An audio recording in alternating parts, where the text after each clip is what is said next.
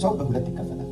ሁላችን አይሁድ በአብርሃም ምክንያት የእግዚአብሔር ልጆች የነበሩ እንደገናም ደግሞ አሕዛብ አሉ እና እዚህ ጋር ጳውሎስ ለማለት የፈለገው በሁለት ከፈለና አይሁድ አሉ፣ እንደገናም ደግሞ የግሪክ ሰዎች አሉ። የግሪክ ሰዎች ማለት አሕዛቦች ናቸው። እነዚህ አሕዛቦች ግሪክ ሰዎች ምንድን ናቸው? ወደዚህ እግዚአብሔር የላቸው፣ በእግዚአብሔር እንዳይታመኑ እግዚአብሔር የሚባል ነገር አያምኑ። ከዚህ የተነሳ በጣም በሳይንስ ያምናሉ፣ በፊሎሶፊ ያምናሉ፣ በጣም ያምናሉ። አንተ አሁን ስለ ኢየሱስ ክርስቶስ ከሰበክ ወይም ኢየሱስ ክርስቶስ ሞቷል፣ ተሰቅሏል፣ ያድናል፣ በፍርድ ቀን ንጹህ የምትሆነው የምትቀደሰው ያለ ነቅፋ የምትሆነው በዚህና በዚህ ነው ኢየሱስ ክርስቶስ በማመን ነው ብለህ ብትል እነሱ ሪዝን ይፈልጋሉ እና ጳውሎስ ይከራከራሉ። በመከራከር ያምናሉ፣ በጥበብ ያምናሉ። ለምሳሌ ክርስቶስን እንሰብክ ከዛ ይህንና እኔና እናንተ እኮ እንደነዛ ጠቢባንም አይደለንም፣ በጣም ሞኞች ነበር። በስብከት ሞኝነት እንድንድን እግዚአብሔር ተራ የሆኑ ሰዎችን ሞኞችን ጠራን ይልና መጨረሻ ላይ ሲደመደም ታነባላችሁ፣ እንዳትመኩ ይላል። አረ እንዳትኮሩ፣ አንተ የምትኮራው የራሴ ነገር እኮ የለም። በስብከት ሞኝነት እንደው ውዳቂ ይሆን። ስለዚህ እኔ የምኮራበት እናንተ የምትኮሩበት ምንም ነገር መታሰቢያ አድርጉት ብሎ ምንድን ነው መታሰቢያ አድርጉት ያለው ነገር ቅድም ብሎ ከመጀመሪያ ያነበበው ምንድን ነው ያነበበው? 15ን እናያለን።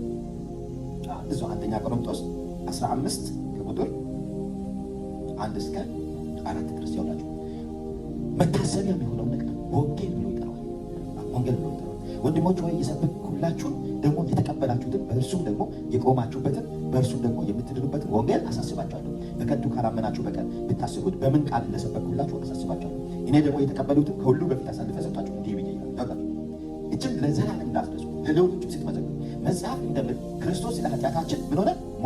ሞተ። ዝም ብሎ አይደለም የሚሞተው፣ ስለ ኃጢአት ስለምትለዋንማ ስለ ሰው ልጆች ኃጢአት ሁሉ ነው የተሰቀለው። ከዛ በኋላ ተቀበረ ይላል። ለምንድን ነው የተቀበረው? ተቀብሮ ከተቀበረ በኋላ ደግሞ አንደኛ ጴጥሮስ ላይ ምንድን ነው የሚለው? ወንጌልን እዛ ለብጠልቅ ላሉት ሰበከ ይላል። ለዛ ነው የተቀበረው፣ ፐርፐዝ ነው። ከዛ በኋላ ዛሬ እኛ የምናከብረው ተነሳ ኢየሱስ።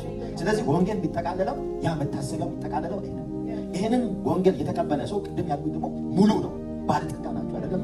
እንደገናም ደግሞ ወደ እግዚአብሔር በምትቀርቡበት ጊዜ ያለ ነቀፋ ነው የምትሆኑት። ስለዚህ የኔና የኛ ወይም የቃለ ሕይወት ዓላማችን ሰዎች አሁን ሰውን ዓላማችን ካንሰር መፈወስ አይደለም። ዓላማችን ዋናው ዓላማችን ሰዎችን ያለ ነቀፋ ነው። የክርስቶስ ኢየሱስ ክርስቶስ ደም ደግሞ ከኃጢአት ሁሉ ያነጻል። ስለዚህ እዛ መስቀል ላይ የተደረገውን የፈሰሰው የኢየሱስ ክርስቶስን ደም ከኃጢአት ሁሉ እንደሚያነጻ፣ ስለዚህ ይሄኛው የእግዚአብሔር ስራ ነው። መፈወስ ሚራክል ማድረግ ሁሉ ተጨማሪ ነው፣ የሚከተለን ነገር ነው። እግዚአብሔር ካደረገ አደረገ፣ ካላደረገስ ወንጌል ይቀራል። ኢየሱስ ክርስቶስ ሚሽኑ ይቀራል፣ መታሰቢያነቱ ይቀራል፣ አይቀርም። ስለዚህ እችን ነገር